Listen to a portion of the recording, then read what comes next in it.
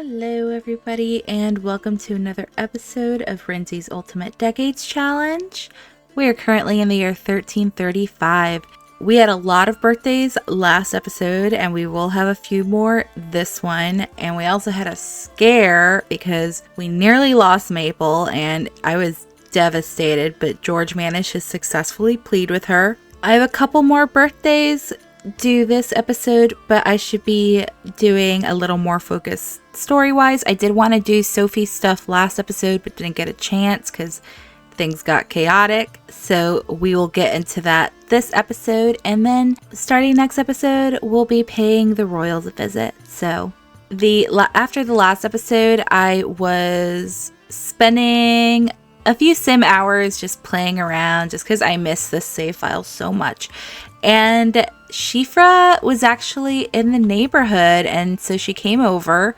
George actually went to bed just now, but I actually wanted to film Maple introducing herself to Shifra because they still don't know each other. Shifra was friends with Maple, but she's with Maple's mother, but she has never actually met Maple or any of the kids. So I wanted to see how they interacted. But I don't think they get first impressions. Yeah, I don't think they get first impressions when it's children. So let me just have them get to know each other maybe. Okay, so Shifra is cheerful. She has such a delicate little voice. It's so cute. How about we share some brilliant ideas? She's like, ever since she was little, she's always had some opinions. George has recovered from his illness and is feeling much better. He shouldn't get sick again thank goodness. Maple is a genius. Genius Sims are more focused for mental pursuits, which they require to remain happy. Oh, and Ginny's here. Can Ginny introduce herself? Talk to stranger. I guess that's the only interaction. Did Urk meet her officially? Oh, he's meeting her just now. Let's see. Not Dreamland again. Look at... Did you see Ginny's little wave? It's so cute. Oh, goodness. Ginny loves singing. And I also feel like since she loves hearing stories so much that maybe she grows up to tell stories. Why don't you eat some cheese too? It's getting pretty late here. You know, I'm sure Shifra understands that George can't be here. He's very sad, but I think she seems to be getting along really well with the kids. Show her your toy, Ginny. And I did have George talk to her a little more, but I didn't do any romantic interactions or anything yet. But I probably have to arrange this very soon. You know, Maple is a little older, but... John, this is not your bed. Go to sleep over there, please. This is Maple's bed. She really is having a conversation with Ginny. It's so sweet. And it helped her communication. That's really good that she's talkative with the kids. Like, good with them in general, it seems. She's like, look at my toy. I love my toy so much. She's really just encouraging her. It's so sweet. But I'm going to have her go home because it's pretty late. The kids need to sleep. But you know what? She has proven to be a pretty good prospect for George, I think. Oh, and also, I wish I filmed it, but I had Maple mount Midnight and take her for a ride, and Midnight did not fuss or anything, so, you know, she probably recognizes her as Melissa's baby, which is so sweet. Shifra leaves and George comes down. Oh my god, look at them! Maple seems like she's going to be a really responsible big sis. What do you think, Dad? Tell unbelievable story. They really have the most beautiful hair, too. Like, oh my goodness. Look how attentive she is. And George is just happy to see his girls, like, doing well right now. Okay, big sis, why don't you go talk to your brother, too? Go give him a hug. Oh. Oh, my goodness. Oh, poor little Arthur is hungry. Okay, why don't you grab a piece of cheese, and then you can go to bed. I'm going to have Maple clean this mess up. I don't know who the culprit is. I'm assuming it was Arthur. And she could go to bed. George, who's here? Someone's knocking. Margaret. Hey, sis. Look at her. Or you know what? Let's have Maple invite her in. Hey, Auntie Mags. Look at her just always checking in. And before Lila went into labor, James did come by as well. And Emma and Leo are due to age up into children at the very beginning of 1336. Wow. Let's go hug Auntie Mags. Like, hey. Oh. How about Arthur? Here's George. He's probably like, I'm okay, sister. I promise. Why don't you go give her a hug as well? Express gratitude. George is so tall. I think he's taller than James, isn't he? Maple's like, you won't believe what I did. I went on midnight when Dad wasn't looking. And Margaret's like, okay, let's not tell your dad that because he'd probably be worried sick. But let's see if Margaret can... Irk, that is not your bed. Not you too. Okay, Auntie Margaret, let's say night-night. And Irk, you go to your own darn bed. Oh, Arthur. Look at that smug little look on his face. He's like, I'm the baby and everyone loves me. Okay, so why won't you just affirm your love for your sister for being there for you? And she's like, it's no big, you know, I love you. You're my brother. We've been here for each other for so long. But I think Margaret should go home because I have to follow her over in a bit anyway. Oh, she said she wants to say bye to her nephew first. I can't. I love her so much, guys. Irk, why are you here? Why does he refuse to go to bed over there? I'm so sorry, Maple. Okay, so nothing's stopping him. Oh. I thought their romance was good enough. Yeah, they have some romance. I guess not enough. Yeah, they need to work on that. I'm gonna say he wakes him up to be like, we need to talk. Yeah, it's time they talk. I'm sure Irk's affections are unconditional. He's uncomfortable. Where did that beard come from? Morgue-like. Who put the air conditioning on when it's... What air conditioning? We need to have that talk, John. That talk that's like, what are we? Attempt to seduce. Okay, let's not come on too strong, okay? Ask opinion. Oh, I got this other Lumpino mod that states whether they're exclusive, whether they prefer exclusivity or not. So it looks like Irk does prefer exclusive relationships. And John is just kind of indifferent to it. He's so nervous. I'm open-minded. If the vibe is right, I'm willing to try any sort. Well, John, we've been doing this for a while. When will the vibe be right? Oh, Matilda. No, Mom. Not now, Mom. Reveal. Okay, let's have a deep conversation and pretend Matilda's not there.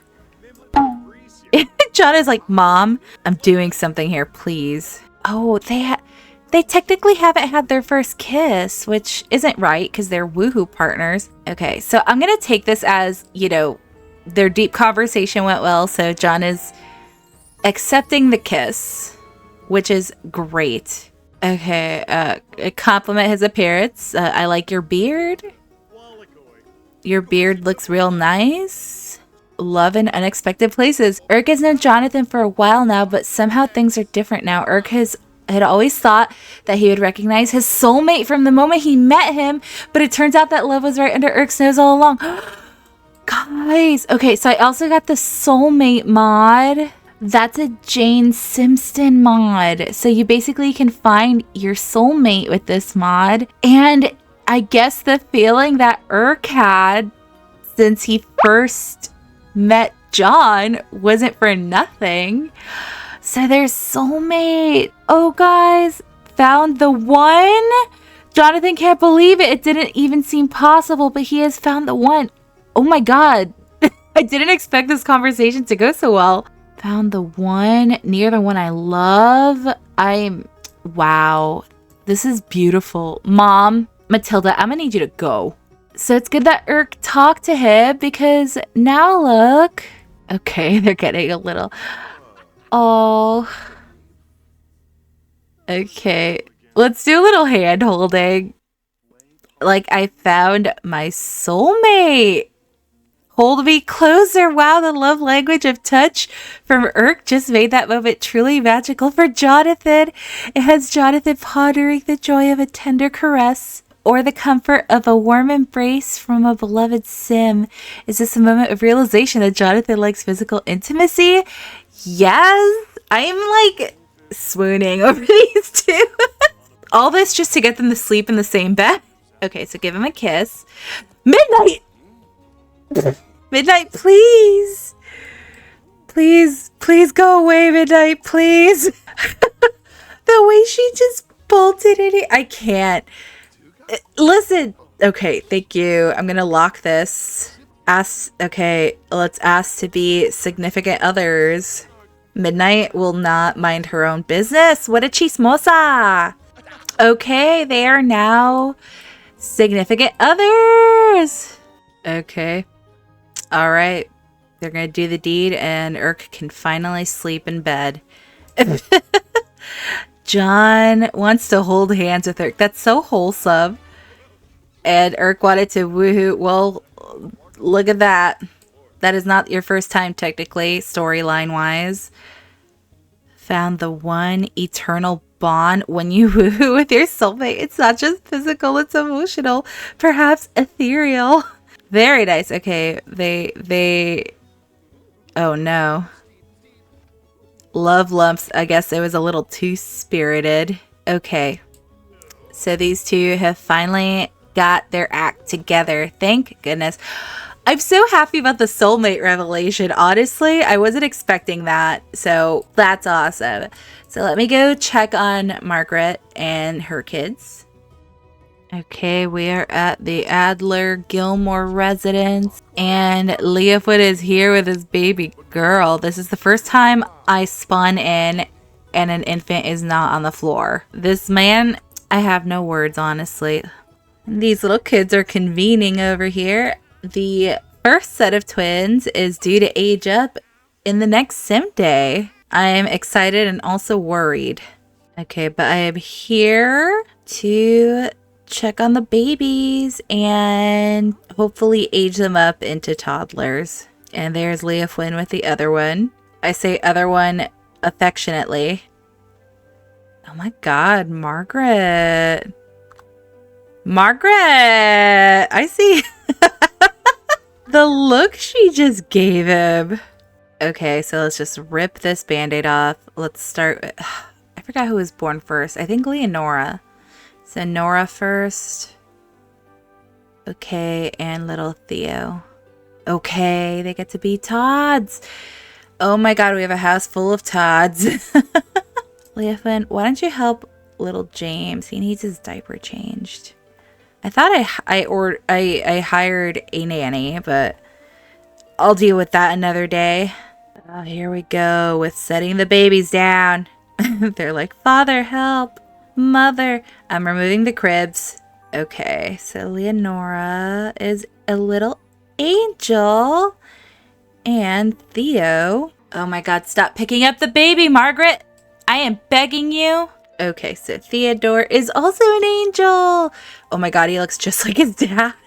Okay, makeover time. And look at the babies. They're so precious. And they look angelic. Oh my god, I can't. That's so many toddlers. Margaret, I cannot believe you pushed all those babies out. So I'm going to have the girls share a room and then the boys can sleep in another. Okay, let me watch the girlies interact. Ella, come sing a song to your sister. Oh my gosh. Oh, and Nora loved it. She said, good job. And she could blow her little kiss. And what about, okay, all the boys are here. Margaret, come change little James's diaper. I thought that Leah Flynn already did that. The boys are just chilling over here. They're like, no girls allowed. Oh, Nora said, psych. Margaret and James have a strict dynamic. Oh my god, look at Leo. He's like, don't talk to me like that. Oh my god, don't be mean to your sister. Oh, she is devastated. Oh my god, he's a little grumpy gills. Please don't be mean to your sister. Oh, he's hangry. Okay. Oh, he is grumpy. So, you know what? I'm going to let Margaret do her thing. She doesn't need me. And I don't want to be around these Todds. So, I have one more birthday. I don't know if I'm going to post it, but... Okay, somehow I've come over and James and Lila have a -18 friendship.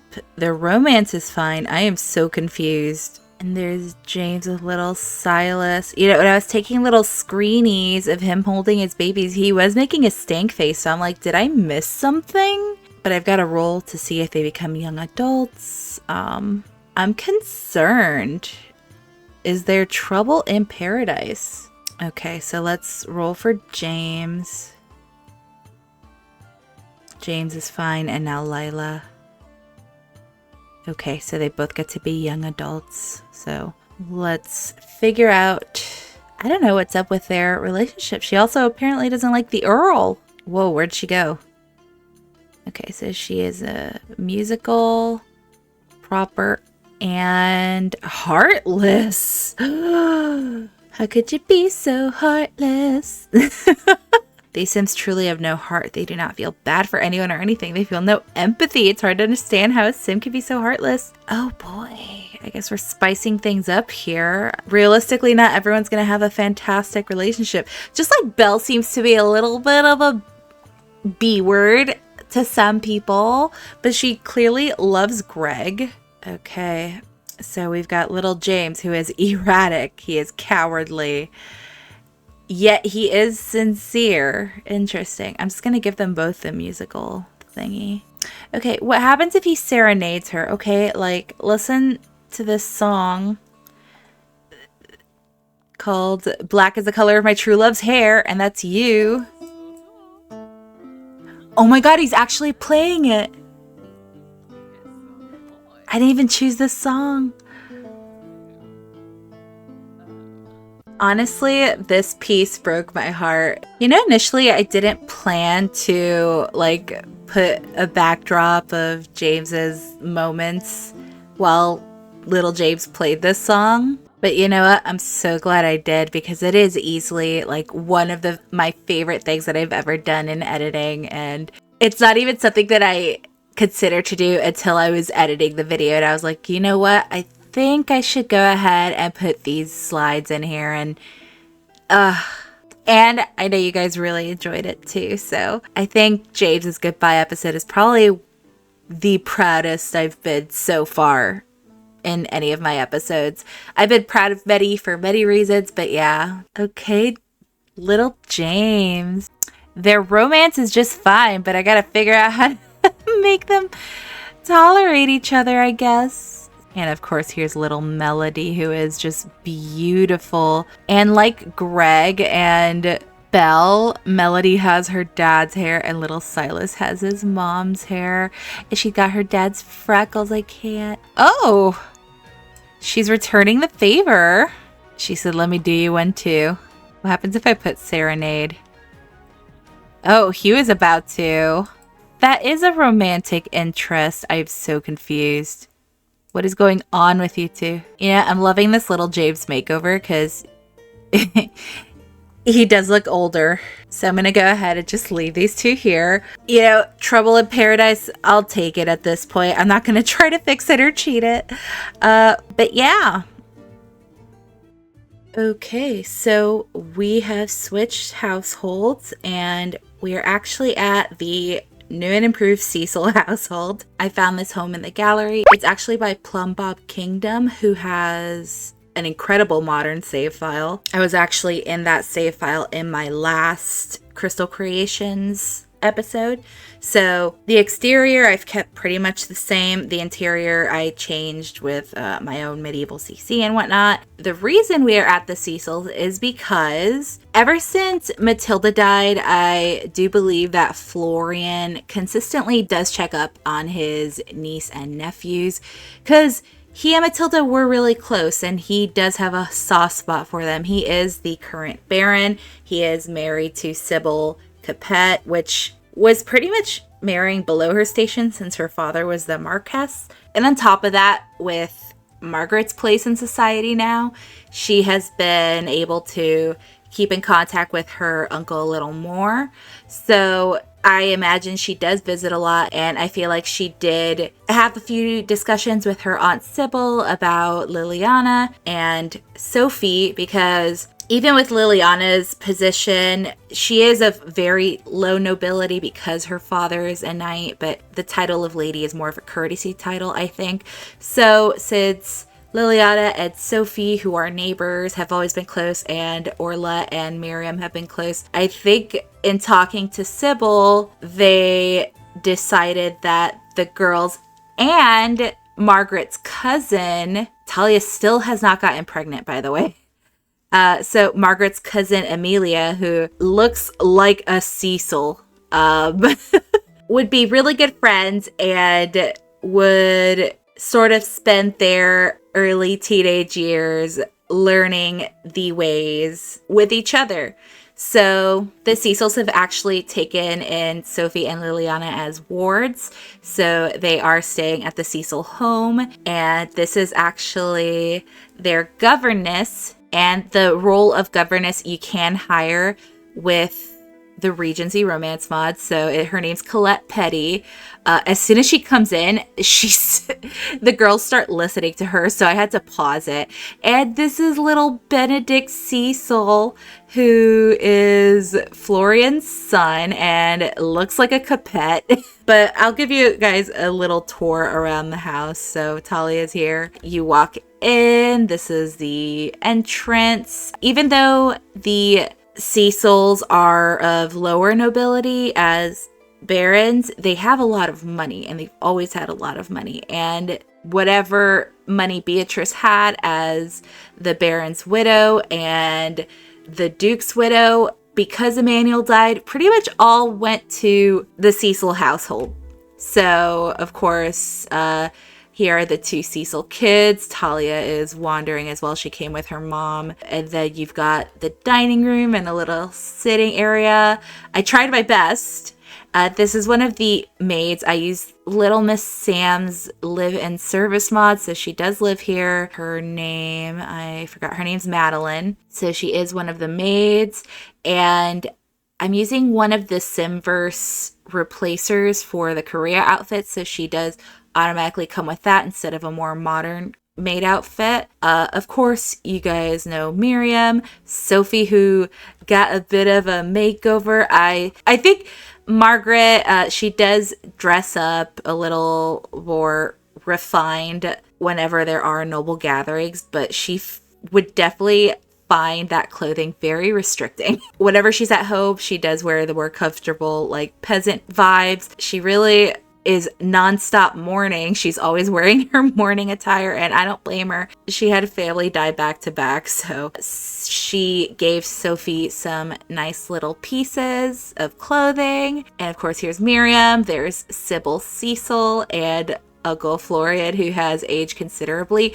I did go ahead and on my NPC spreadsheet set a death date, and for nobles, since I believe their life expectancy was better than the peasants, in that final roll where you roll for how many extra years they live, I used a D20 instead of a D10 or a D12, I think. Of course, there's Liliana looking bored. And Orla, who's just happy to be here. And then to keep the nobles from going to the kitchen, I restricted access to everyone but servants. But, you know, here's just a little kitchen. That's just a washroom, so we don't have to look at that. And then here is a photo of the previous Lord and Lady Cecil. I did create this CC using Morbid's tutorial. I do have screenshots for like all my founders, and I've yet to create that CC like for tapestries or something. I don't know why I prioritize the nobles, but I also have to make one for the current Cecils. But when you go upstairs here, this will take you to the second floor landing, where I have bookshelves as well as a music area, a creative area, I guess, because for the Regency aspiration that I gave Sophie, she does have to play instruments and stuff. So when you go in here, it is the Lord and Lady's bedroom. I didn't go all out just because, building takes so long. These two doors are just restrooms. In here, we have a shared bedroom for Liliana and Sophie. In here, it's just the servants' quarters. We do have a butler, but I don't know where she is. And, oh, there she is. I also used the replacer, but for some reason she's wearing the male replacer outfit. But this is little Benedict's room. This is Amelia's room, and that's pretty much it. Upstairs, it's just like an attic. There's nothing up here. I don't know what I want to do with it yet. It's just empty space. So yeah, that is the Cecil household. So I just wanted to introduce what's going on here, why the girls are here. Uncle Florian, he doesn't get enough credit for being awesome behind the scenes. And you guys know that he did provide George and Melissa with sort of starter funds to begin their wine business. I do believe that Florian has asked George to just come over after his father and his wife died. I know he did like James, so George just hasn't had the time. He's taking care of all those kids. So I feel like once I marry him off to Shifra, he'll have a moment to come visit his uncle, because I do have something sort of planned with that meeting. So yeah, give it up for Uncle Florian. I haven't done a whole lot with him just because of all the side households, but I did want to feature him in an arc because I think he deserves it. He loved his sister, and he does love his niece and nephews, even though I didn't show it that much. So I just started a gathering to have all the ladies here. So Margaret just wanted to come and check on everybody to see how it's going. The governess immediately starts with lessons. So I couldn't get Amelia to sit down here. So they just wanted to come, make sure everything's fine. Miriam is she's just so sad. Why is she so sad? Oh no, these fears. I'm so sick of these fears. Lacking magnum oh, she's having a midlife crisis here. So, you know what? I'm going to say that they've already had a nice talk and stuff. So I'm going to just end the gathering here so that poor Miriam can get home. Madeline keeps bringing bread. So also while I was setting up and whatnot, there are a few notifications. And for some reason, also with the governess, they start acquiring writing skills, piano skills, etiquette, and all that stuff. So for some reason, as soon as I loaded into this lot, Liliana and Sophie woohooed in their bed. I'm going to say Liliana was behind this because I don't know where this came from. They don't even have a hint of romantic anything. So yeah, they're just good friends. I don't understand what's happening here. That was odd.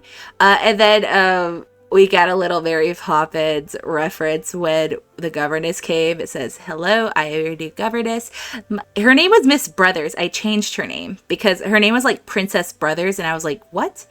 It's nice to meet you. I am sensibly sufficient in every way. I can play, cook, and mentor. So what I did was, you guys know, Sophie has the truly accomplished aspiration, and I actually gave Liliana the accomplished lady aspiration just so they do a few things at different times. But I wanted to see how this governess lesson was. Looks like she's chatting with them, telling an engaging story. And with Amelia, I don't think I've had you guys really meet her much. I also gave her the truly accomplished skill. She's a sweet girl. As usual, I just randomized everything. It does say she's part of the gentry class and whatever.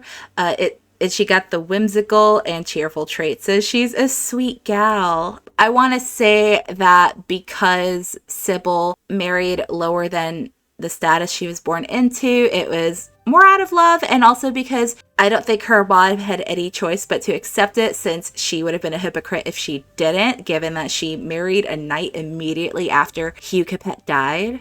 The aristocratic drama never ceases. So I'm going to see if I can get Sybil to ask one of the ladies to cook something. I'm also going to have Talia try for a baby again behind the scenes. I might just cheat a pregnancy for her. So I want Sophie to hug her mama before she leaves. So let's give mom a hug. I'm going to have her express her gratitude, affirm her love, and then give her a little kiss. And I feel like being from Willow Creek, Sophie's already bilingual. She speaks the equivalent of English and French. So Miriam already started her off on the right foot. So let's go give mama some love, and also Talia. Oh, okay. So she's saying, I love you, mom. She'll come visit, of course. Amelia's like, bye. But you know, Sophie's a smart girl. I feel like mama's got a lot of faith in her. Also, her hair is clipping through this headwear. I stopped caring. Okay, so the governess is leaving. I have the hat slider mod. I think this is supposed to work with that, but I don't know why it isn't. So, okay, Miriam's gonna probably leave soon. And where's Talia? Okay, she's gonna go talk to Talia. Let me have her give her a hug too. Okay, so big sis. Oh, another hug. Okay, they went for that one autonomously. Okay, so I'm gonna see what the girls are up to here. Okay, so I'm gonna say we're doing music class because she needs to play an instrument for 6 total hours and then achieve level 5 in a music skill. So I'm gonna have her go practice the harp. For Amelia, I'm gonna have her practice the lute because she has the same aspiration. And then with Liliana, I'm gonna have her go ahead and read something. This is gonna clash so bad. Just okay, so the girls are doing their thing here while the governess supervises, even though she's off the clock technically. I guess it could sound worse, is what I'm saying. And Liliana's just having a read here. The governess is like, oh yes, my hard work. At least the start of it. So I'm gonna have a play for a bit. Oh, she's feeling frayed nerves. Hearing instruments played poorly is distressing to the most stoic of us. Girl, you're the one playing. Liliana's watching her. Oh my god. She's pleasantly...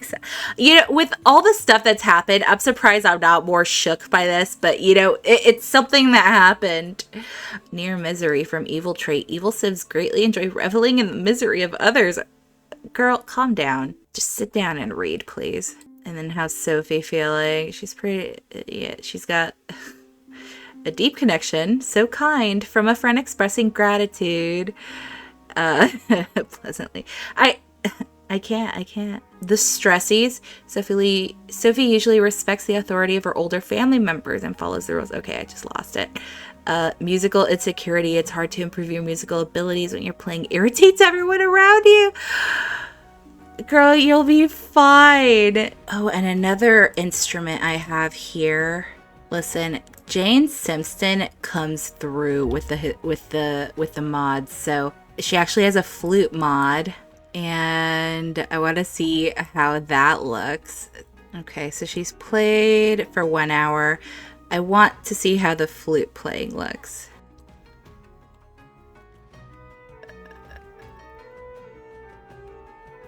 Okay, I love it.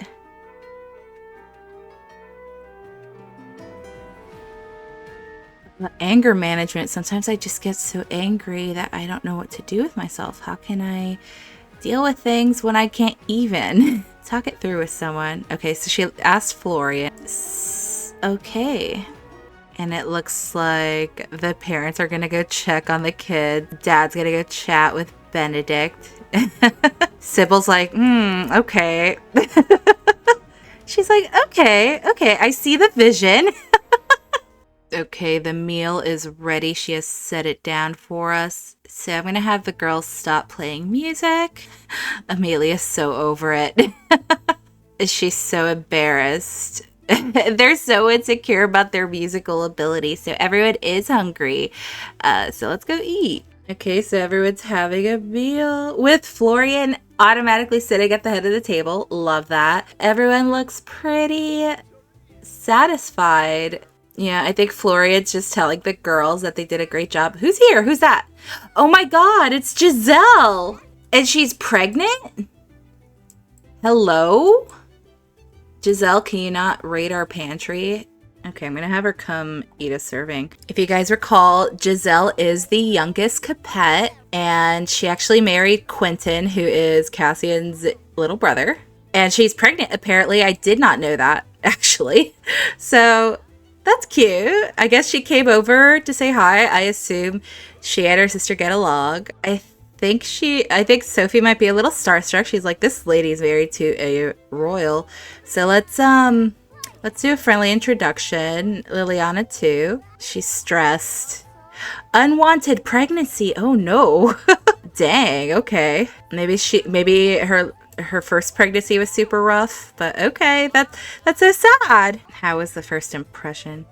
Sophie thinks Giselle's annoying. Stop. She's just in a mood, okay? She's very pregnant. Giselle thinks that Sophie's admirable. Sophie is just very charming, I imagine.